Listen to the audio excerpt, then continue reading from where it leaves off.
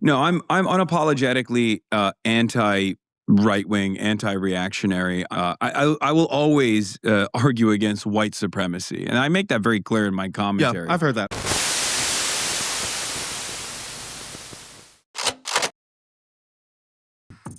Hasan Piker, thank you for joining America Actually. Thank you for having me. I wanted to talk to you because, as you know, we talked to the president of Third Way, the centrist Democratic group that has argued that Democrats are too cozy with you.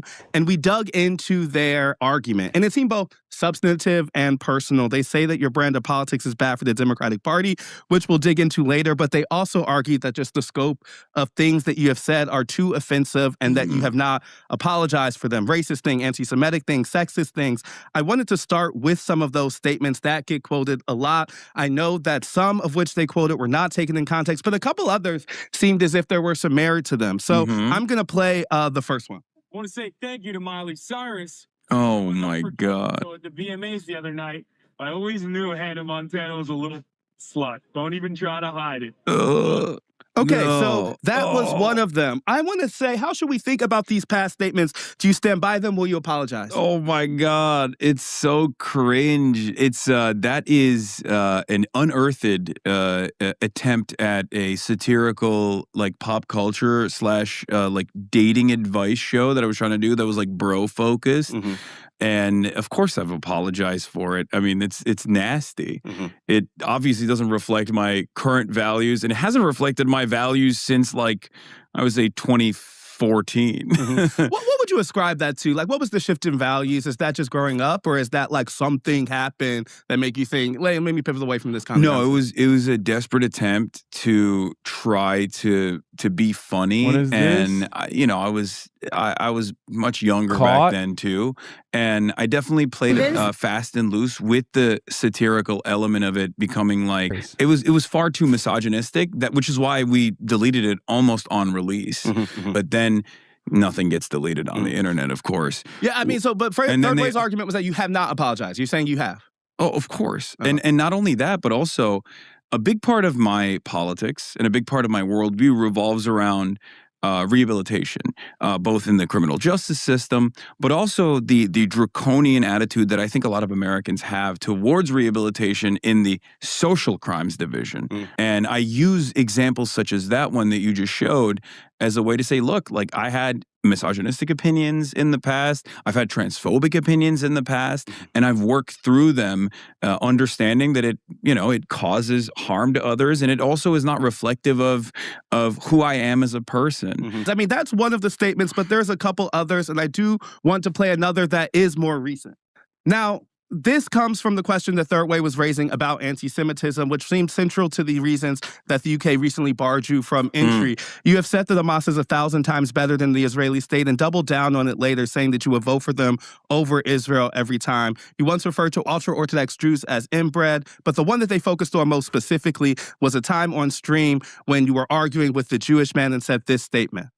You want every single Palestinian to be fucking executed ruthlessly in the streets so that you can build another fucking theme park in Gaza. You fucking baying pig. You fucking bloodthirsty, violent pig dog. Now, I want to... That's a banger. Also, that person is not Jewish. Yeah, that was just a addition. They just added that on. It's a fucking anonymous account. That person was not Jewish. To ask about that because they brought up that specific slur as something that you also have not apologized for. In the aggregate, how does this not add up to someone who has trafficked in anti-Semitic tropes? Yeah, I didn't even know that this is like in any way, shape, or form anti-Semitic. The term, the utilization of the term "pig dog" is what is in contention, right? Yeah, I didn't realize that. I don't even think anyone else realizes that this was actually an anti-Semitic statement. I've only heard about it being referred to as like capitalist pig dog and red alert as a common thing that socialists have deployed against capitalists and fascists. But that common alike. thing could be based in a history that has anti-Semitic ties I to didn't, it, right? I didn't know that. And so the same question becomes the same. They were asking specifically. Did you catch the watermark on the clip? No, I have not. What was it? I didn't even see the watermark. Where is it? Where was it? Oh, these messages from Hamas Piker. Oh, God damn. Yeah. It's ironic because I do bring up the Hamas Piker website later. We heard about it being referred to as like capitalist big dog and read against anti-Semitic ties I to didn't, it, right? I didn't know like, that. And so to the same question becomes the same. They were asking specifically about apology. Is there one for this statement? Oh, for the utilization of the term, pig dog. Yeah, I mean, of course, it's look, I don't think they're being sincere when they say this stuff. We'll get the, but and you know we can talk further about that. But yeah, of course, I never want to offend entire swaths of the population unless they're fascist. The third statement they talked about that we want to ask about, again, before we get to the kind of broader questions, is that you had advocated for violence. Now, I pushed back against some of their claims specific to anti-Semitism because I don't think that really added up. But there was a moment in the 2025 live stream when you said, quote, if you cared about Medicare fraud or Medicaid fraud, you would kill Rick. Yeah, I don't know why they're like the pig dog thing has any salience whatsoever. Because I don't even think that it is like a known. Look, I have a PhD in racism. Okay, as you guys know, I'm Dr. Jihad. I have a doctorate in jihad and a PhD in racism, and that's not like an established trope. That's not an established trope at all. I don't think it's an actual anti-Semitic term. I don't know where that came from. I don't know why people say it's an anti-Semitic term. I've never heard it. But you know.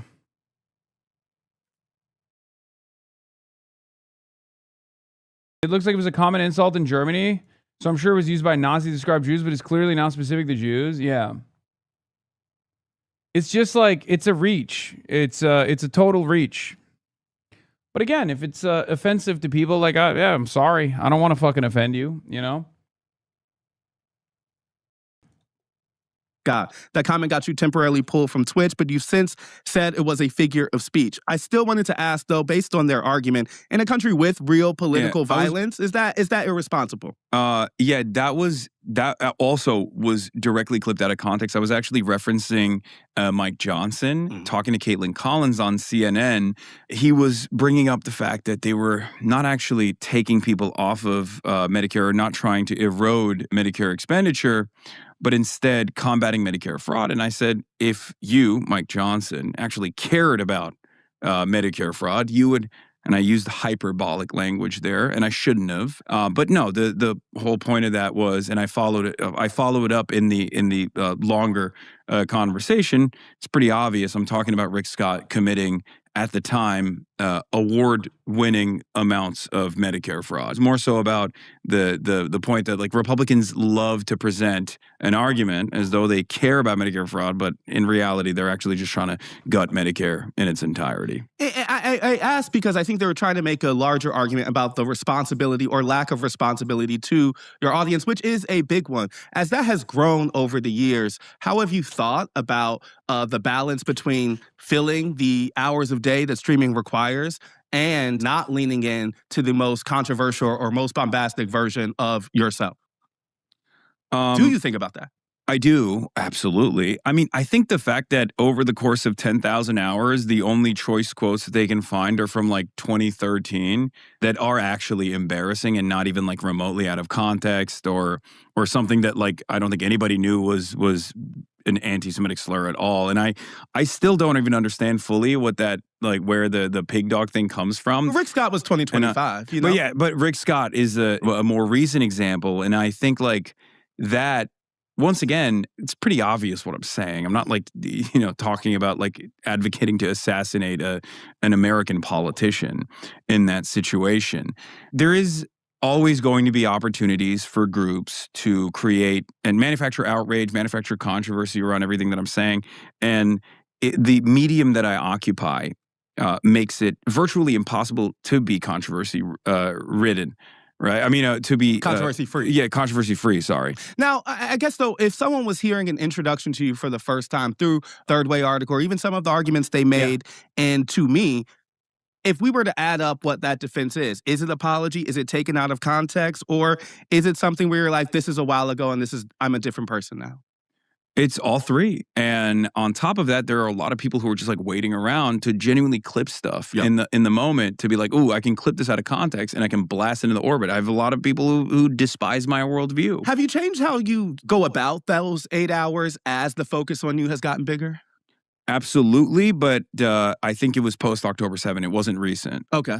Post-October 7, I very quickly found out that there were numerous advocacy organizations and numerous groups on the internet that were volunteering to do this thing. They set up a website called Hamas I think on October 14th, 2023. It's incredible. Like October 7 happens, is horrifying. The world is in crisis. Israel very quickly goes into Gaza, starts murdering Palestinians by the hundreds, by the thousands. And there were people on the internet whose first goal in that moment was to set up a website to log every single thing that I have said about Israel from October 8th and onward. And that's when I realized, like, I have to be unbelievably careful, which is precisely the reason why since October 8th, 2023, I've talked for thousands of hours on this issue. And there's like 3 things that they can point to. And one of them is me referring to, you know, ultra far right ethno-nationalists and fascists as inbred, which is something that I deploy against all matter of racists and white nationalists in general, because that revolves around purity politics, like genetic purity politics at the end of the day. And I think that's a normal pejorative to deploy against, you know, neo-Nazis and far-right settlers as well. I guess I do want to clarify one big point, though. I do think that, like, the double down you made on Pod Save America, specific to saying you will vote for Hamas over Israel, is to some people enough of an offense to ignore the rest of, I think, the context you are trying to lay out. When you say Hamas is 1,000 times better, do you actually mean that? Or is that a rhetorical move or like a solidarity signal? Like what? I mean, it's all of the above. I do mean it. I think it's a rhetorical move because it frustrates a lot of people. I've also said I'm a harm reduction voter. I'm a lesser evil voter, and therefore I would vote for Hamas over Israel every single time. I want to give you another opportunity. An opportunity. I've already tripled down on it. Yeah, I'm like, you're about to triple down on it. No, I'm about to quadruple down because I tripled down on it. I tripled down on it on LBC. And I think like the quadrupling and tripling down on it is like also part of the process. Like, I'm aware that this is something that most people have never encountered. This is not a statement that they would ever hear in polite society. And that's kind of the purpose of it. It's intentionally provocative. It is intentionally provocative, but I don't think it's inappropriate. I mean, if the point of the statement is to underscore the violent atrocities that the Israeli government has committed, particularly over the last 3 years, I think that people understand that. But That's doesn't that flatten? I mean, I think the argument is that it flattens the atrocities Hamas has committed on some of the same people. I think that that flattening actually does a disservice to the Palestinian resistance fronts in its entirety, because there is no flattening. When I say Israel's 1,000 times worse, I mean it, because the reality of the matter is, in the Western world, once any non-state actor is... I'm saying, like, there's no parity. That actually is a disservice to the Palestinians if we flatten it. I'm not flattening it. I'm saying one side is worse. Okay? And this is, unfortunately, while true, 100% true and indisputable, it's never actually mentioned in mainstream outlets. And as a matter of fact, the conversation revolves around the inappropriate nature of the person saying it. I think it's ridiculous. I'm not trying to flatten it. I'm saying one side is worse. Israel is worse. I'm not saying there's parity between the two parties. One side is the oppressed. The other side is the oppressor. The oppressor is worse than the oppressed. The excesses of the oppressed still cannot make up for the unbelievable super violence, the unbelievable ultra violence that the oppressor is engaged in. As a matter of fact, the excesses of the violence that the oppressed and the dispossessed engage in comes as a direct consequence of the unbelievable ultraviolence of the oppressor. It is Israel's actions that have led the Palestinians to evolve in their militancy. designated as a terrorist organization. There is a good deal of racialized animosity demonstrated towards these sorts of groups as well. And I think that it's important for people to understand that these are normal human beings at the end of the day that have suffered tremendous loss over I guess the people course maybe of... not care about the discrimination Hamas faces. Like, No, but it's very important to understand that, because it's not Hamas. Hamas is not an alien entity. These are Palestinians, right? And of course it's important to understand how they arrived at militant resistance, why they're doing it, and how their methods have also evolved, and how such heinous acts of violence even take place. A lot of people want to assume, sorry to cut you off, but a lot of people want to just believe that Hamas did this because they're violent, barbaric anti-Semites. I don't think that's the case. Actually, I know that that's not the case. This is like, are there anti-Semitic people in I'm that? about to say, there's certainly... Of course. I'm like, we're not about to say that Hamas is a movement with some anti-Semitism baked into Of course. Now, of course, there's anti-Semitic people within the Palestinian resistance. There's anti-Semitic people in America. There's anti-Semitic people everywhere. But the anger or the goals of Hamas is to make the occupation as costly as possible, while also simultaneously trying to negotiate with Israel at a time when Palestinians had been completely written off from the conversation, and that it was all but over. That the ethnic cleansing was an inevitability. I guess I just want to say, like, and I do want to move on from this, but I also think it's important to underscore that I don't think people who are maybe more good faith upset by this would not be upset by the statement of we need to understand the conditions that have led Hamas to resistance. But that seems distinct from saying I would vote for them, right? Like, and that also seems like, at minimum, it underscores why there is a website set up, you know, like, or why there is something that tries to link you to a group that you're linking yourself to, in terms of at least trying to understand that perspective. So I guess I'm saying, like, I don't think the kind of argument you're making here, saying we should learn the structural conditions that have led to this moment, that's is the exactly the same as folks being upset at I will vote for Hamas over the Israeli government. I am, at the end of the day, someone who is engaging in, and this is a Marxist term that a lot of people get mad at because they don't understand that propaganda is supposed to be a neutral term in its inception, but this is agitative propaganda. The entire point I'm making there is to cause you to second guess when we have this back and forth conversation, as I'm sure many people who will be tuning in to listen to this conversation will maybe think about this perspective differently than they ever have. I think that, well, maybe that's a good place to leave it, because I feel like that kind of agitation is clear and folks can think about that argument. I want to talk about the kind of political theory of change that was also built into what the third way president was saying. I think that's pretty solid. Look, a lot of people will say Ested was being far too contentious here, but he's not supposed to fucking glaze me. He's trying to, you know, offer not his perspective, but he's trying to give enough room for me to push back against certain points of view and say my piece. And he's doing the same to the third way guys as well. Okay? If he comes across bad in this interview, that's him falling on that grenade in an effort to make sure that he can give both sides and their perspective, even if it's an issue where he has his own personal opinions, right?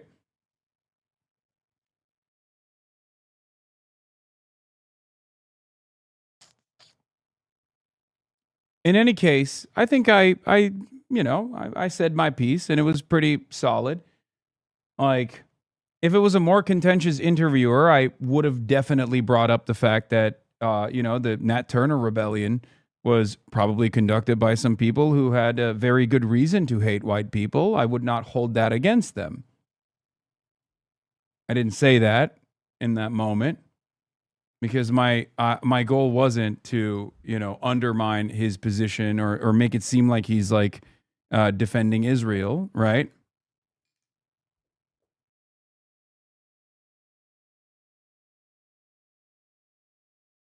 was saying that hearing stuff, even like this, from you makes it harder for the Democratic Party and is a reason why they should kind of keep a distance from associating. He says, this is a ready-made ad for someone in a congressional swing district or someone whose electorate might be offended by some of the stuff that you say. But it's not clear to me that your goal is get the most Democrats elected. So I wanted to ask, one, is it? And two, if not, what is the goal? No, I care about political action and I care about policies. I care about advancing political goals.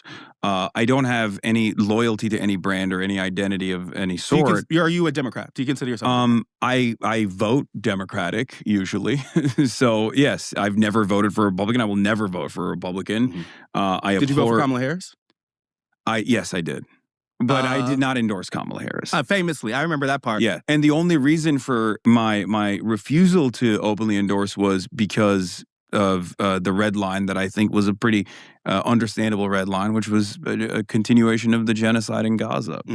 I understand the harm reduction arguments. I've made the harm reduction arguments, but it's not a practical approach to winning elections, and that's something that I've always referenced over and over again, and demonstrably it's been a failure with Hillary Clinton and Kamala Harris. And it's certainly growingly true among the electorate. I know folks I met on the road, and we talked about this even back in 2024, 25, about that sense of emergency lever being pulled was one that Democrats felt increasingly that they were getting sick of kind of getting pushed into a vote blue no matter who without those questions of red lines. But, a lot of your energy is spent focused on the Democratic Party from the left, moderates, donor class, abundance crowd. In a midterm where the House is on the line, where Donald Trump is, I think even in your own words, making a march towards a more authoritarian, maybe fascist country, is there a point where that type of friendly fire backfires? Like, do you worry about helping Republicans? No, I don't think this helps Republicans at all. I think, as a matter of fact, third way's brand of politics has helped Republicans. Why? Their attitude since the Clinton era has been to constantly concede on culture war narratives and culture war issues to the Republican Party and never focus on economic populism, left economic populism, because they have corporate donors, right? And their job is to basically connect those corporate donors to the Democratic Party as a whole and to maintain a certain posture within the Democratic Party's center of power that they do abide by the interests of corporations and oftentimes place them over the interests of the population. When you stream with a politician, are you reaching out to them? Are they reaching out to you? How do you go through those choices? Oh, they're reaching out. And especially since the third way stuff. Oh my God. So is that progressives only? Is that that's across the board? No, it's actually across the board. It's shocking. So how do you make decisions about who comes on the stream and who doesn't? I don't like doing the candidate interviews. I don't like doing the candidate collabs at all. It's not very good content. People don't want to watch it. It's kind of boring for the most part. So why do you do it? I do it because if there are candidates worth showing my audience, and if I want to fundraise for them, if I believe that they're decent, if I believe that they're good, then I'm willing to lend not just a platform but support to them. That seems like it's changed a little bit, or at least you're doing more of that. Like, was there like a conscious decision over the last year or so to say, hey, like, I'm going to become a more active force in lifting up these midterms candidates. I'm going to use this stream as a fundraising tool for some of these people. It doesn't seem like that's where you always were. It's not. Okay. I wasn't there at all, as a matter of fact. I mean, I've always like collaborated with politicians that I like, Ilhan Omar, AOC, and Bernie Sanders and stuff, but never this hands-on. And I think the reason for that is I didn't change necessarily, but the environment did. Americans are far more... You should do one centrist rally if there's no progressive in play. It will help you tremendously. No, it won't. Your argument would be better if you didn't quote Marx there. I'd be good if you became a bit more concise. Buddy, I need you to understand something. I'm not trying to win you over, okay? Like, I'm not trying to win centrists over, or rather the centrist consultant class over. Centrist voters, on the other hand, who don't behave like centrist consultants are fine by me. Centrist voters who are not so centrist, they already do get won over. They get won over when we put numbers on the fucking board. They get won over when they see that the centrist politicians are not winning fucking races. I'd like you a lot more if you were a centrist is not something that I'm invested in. Okay? No, you have that dog in you. You already won me over, not talking about me. No. You need to rid yourself of that brain poison. You're doing that thing that I despise amongst the electorate. There are people that for decades have been conditioned into thinking that they have to not vote for their favorite candidate, but they have to vote for who the television man is telling them is electable. Okay? Those who seek out candidates that they think others will enjoy, others will like. You are doing that very same thing. Erase that part of your brain. Okay? You have the dirtiest case of pundit brain, consultant mindset. And I say dirtiest because you're not even a fucking consultant. You're not even getting paid to advance this agenda. You've just been duped into believing that centrism is something that actually wins people over. Okay? I don't want to win over the third way people because the third way people are irrelevant. Wake up! Wake up! Kill the inner liberal in your mind right now. Kill it dead. It's over. It's gone. It's done. You're doing it. Stop thinking about what other people might enjoy, what other people are looking for.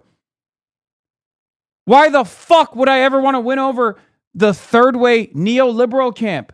They do not have a real constituency. No, they're voters, not the fuckers. There is no real constituency for it. Hello, wake the fuck up. Point to one fucking guy that doesn't work in Washington, D.C. that still sincerely, when asked if they would want free healthcare or paywalled healthcare, says, oh, I want paywalled healthcare. That's not a real person. No one in the United States of America is going, I really, really want to vote for the continuation of the current paywalled, privatized healthcare structure that only seems to exist in the United States of America.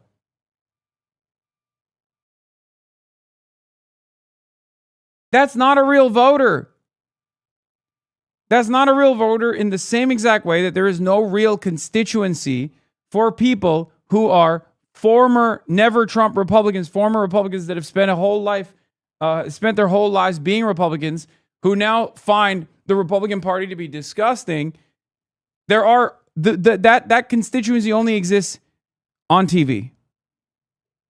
Okay? That constituency does not exist in the real world.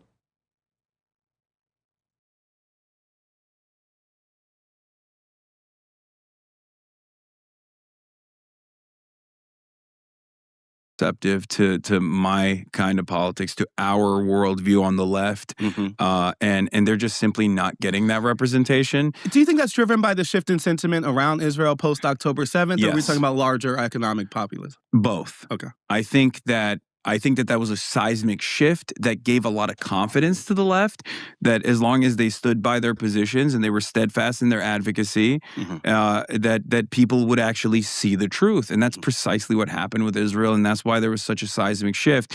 And it certainly gave a lot of confidence, I think, to many left figures to not only run, but also it gave them confidence to be more bold about American militarism, because that's not something that you usually hear. Certainly.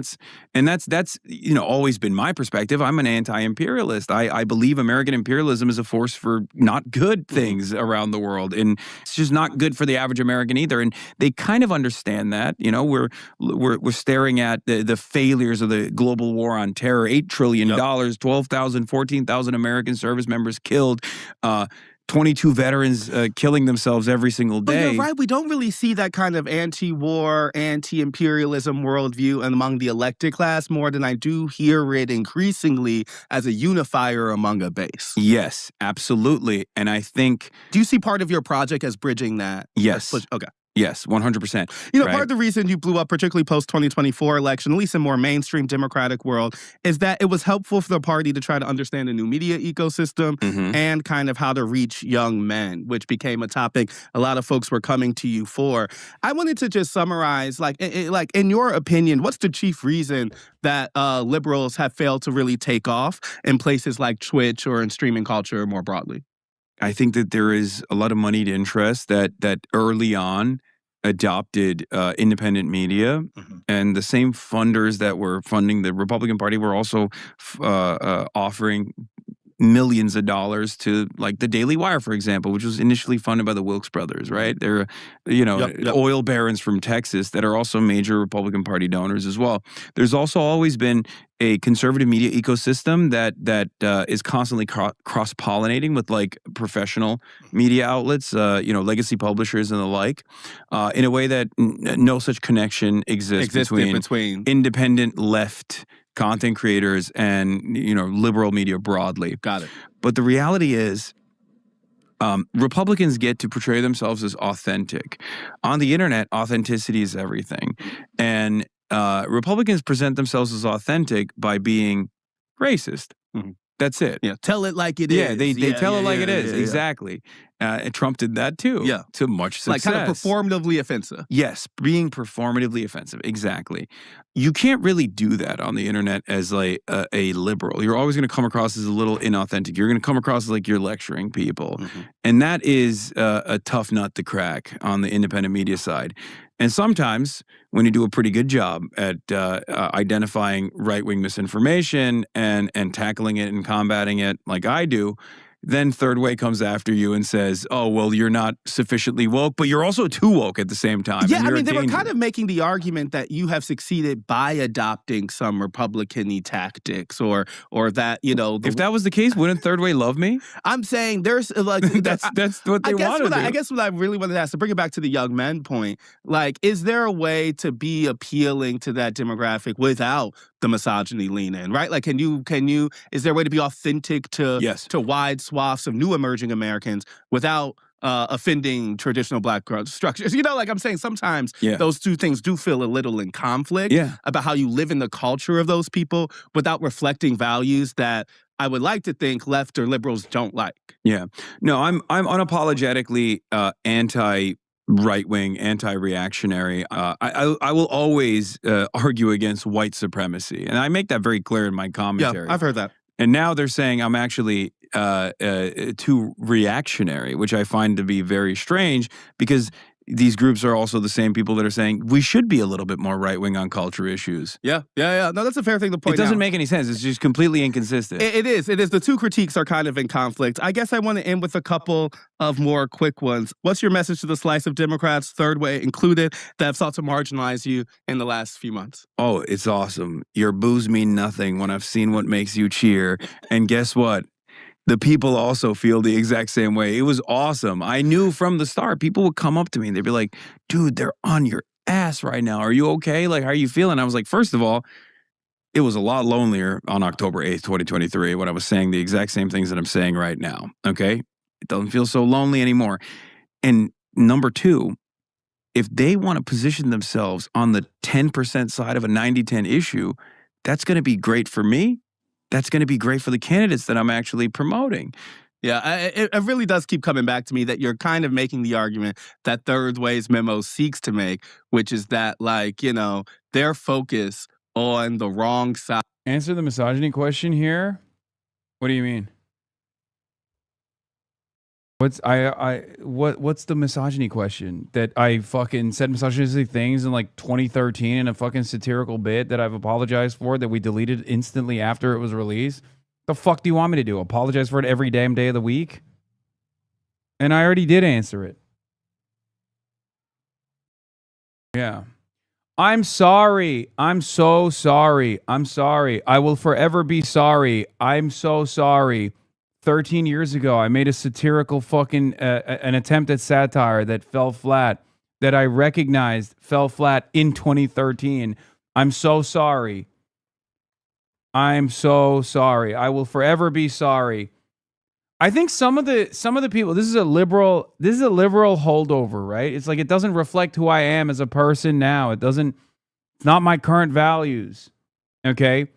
But the reality of the matter is that the demands of self-flagellation are so they're so reminiscent of woke 1.0. You want performative self-flagellation. Okay?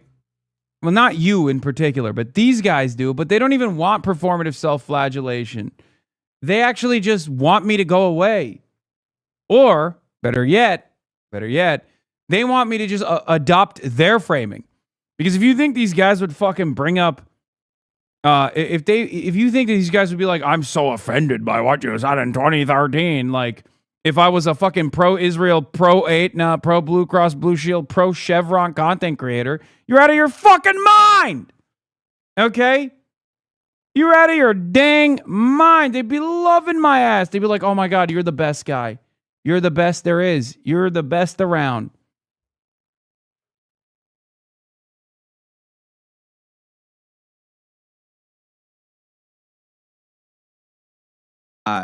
Of a cultural uniting issue, which is, most people do think that Israel's committed a genocide. Most people do think because that atrocities. Yeah, and so I'm saying, like, you're saying, like, so they're positioning themselves on the wrong side of that thing is worse impact for Democrats than what. Honestly, you'll never be enough. You'll never be sorry enough for that cringe clip. At least I know you have to live with it existing. I mean, yeah, it is what it is. It sucks, but who gives a shit? No, like I apologize for it back then, but I'm not going to fucking apologize for it every day. You know what I mean? I'm sorry that you saw it for the first time ever. If you think it's like reflective of my current fucking values, then you're an idiot, That wasn't even the question. The question was, can the left capture these racist, misogynistic people without being misogynistic? And you said yes. Yes. And I do. I do every day. It's that simple. What you're saying. Yes, there is no constituency in this country for someone who says, I want more moderate solutions to the healthcare problem that me and my family is currently experiencing. And I also simultaneously want a Democrat that's going to be like kind of racist, but not so racist that I feel racist voting for them. That's not a real person. The real person in the real world is probably like, yeah, trans people are kind of weird, but I don't really understand why we're talking about them so much. I've never met one. Who cares? But also, I want free healthcare. Also, I really don't like Israel. Why are we giving them so much money? Why are they killing so many people? That's the average person. The average person is far closer to my worldview, as demonstrated by this whole third wave fiasco, than their worldview. They have no real representation, and their only job is to connect moneyed interests with politicians. Mm-hmm. And because politicians have, for the longest time, been more predisposed with winning their seats again and winning re-elections again, and that requires a tremendous amount of fundraising, they listen to guys like Third Way. But that's also the reason why they don't do what must be done when it comes to these key issues where Americans are suffering, which is precisely why I always say changing the Democratic Party isn't a silly vanity project. Changing the Democratic Party to make sure that we have some real fighters, to make sure that they're going to fight for the American people rather than constantly tell them that better things are not possible, will actually create long-standing change in this country that will be good for the American working class, and it will certainly be the most effective way to combat fascism. I appreciate your time. Thank you for joining us. Thank you for having me. Okay, so some quick takeaways. One, I don't think Third Way is accurately representing Hasan's position. He's not trying to get the most Democrats elected. He's trying to get specific Democrats elected, ones who share his economic populism and his anti-war sentiment. At the same time, I can totally understand why Third Way is upset, and I think he does too. He apologized for past sexist comments, but made no such apology for calling people inbred, claimed ignorance about the term pig dog, and quadrupled down on his argument that Hamas deserves our understanding. But Hasan is trying to provoke, even in his own words, which leads me to my third point. Because in old times, establishment Democrats like Third Way would get to choose what was acceptable in political discourse and what wasn't. But it's not that time anymore. And the fact that Third Way finds Piker's views to be objectionable hasn't canceled him. In fact, it's the reason he's blown up.